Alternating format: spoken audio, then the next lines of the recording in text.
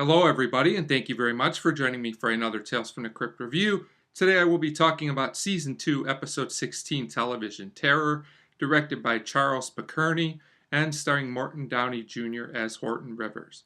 And I'm actually pretty excited to talk about this episode because it's really, really good. It is definitely a series classic. I think this episode is definitely one of the more memorable ones, and it's held in pretty high regard, and for good reason. Another interesting thing about this episode is it's one of the shorter episodes of the show, but in this case, I think it really helps the pacing of the episode, and there's really not a wasted moment to spare. So we start with our lead character, Horton, and he's a TV host, and he's describing this haunted house where a lady killed several men, and he's going to go in and investigate it. Probably not a good idea on Tales from the Crypt, but we'll just go with it. We're also introduced to some of his crew who works in the truck, including a lady named Sam. She's a pretty interesting character, and I enjoyed her character, and she will be important later on.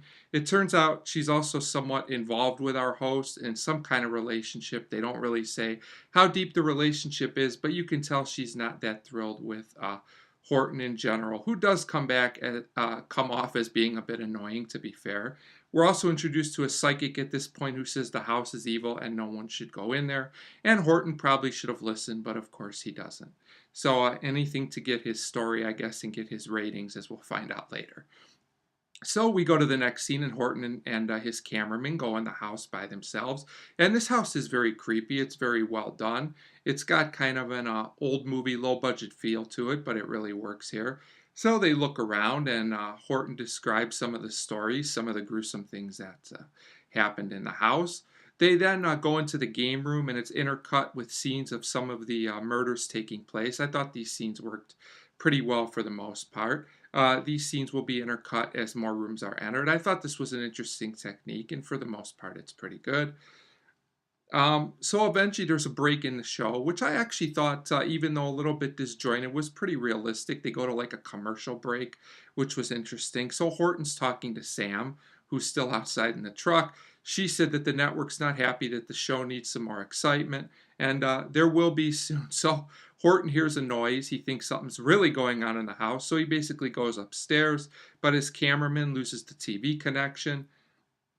So, and Horton enters the bathroom trying to investigate some dripping water, I think, and he actually sees a dead person in there. I would have tried to hightail it out of there right at that point, personally. So they do get the picture back, and the house has gone crazy. It seems like there's some kind of activity going on there, like the doors are breaking up and banging, things like that. The psychic explains from the outside in an interview kind of what's happening to the audience. This felt a little bit like exposition, but it worked okay for the most part in this case. And he basically says Horton's in danger and never should have went in the house. I think we can figure that out. At the same time, Sam gets a call from the network saying they love the show and that Horton should keep doing what he's doing. And at this point, Horton also discovers the cameraman hung.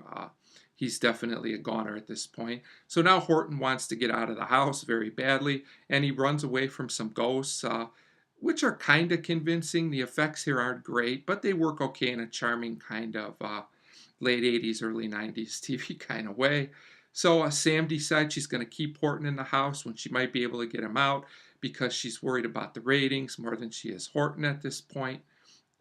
Kind of a statement there on television ratings, I suppose. It works okay.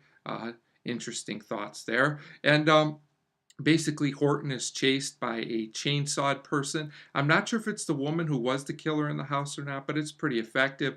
Eventually, he gets chainsawed in the stomach, goes out the window, and is hung. So things don't end too good for Horton. But Sam might be moving up in the world, as this show probably got some pretty good ratings. So definitely a series classic. The episode is very fast-paced. It's a nice blend of horror and humor, which Tales from the Crypt, when it's at its best, is known for. My only slight complaints about this episode would be it does feel a little, just slightly disjointed in a few scenes, especially when characters are kind of running around and they cut back and forth from the truck to the interior scenes.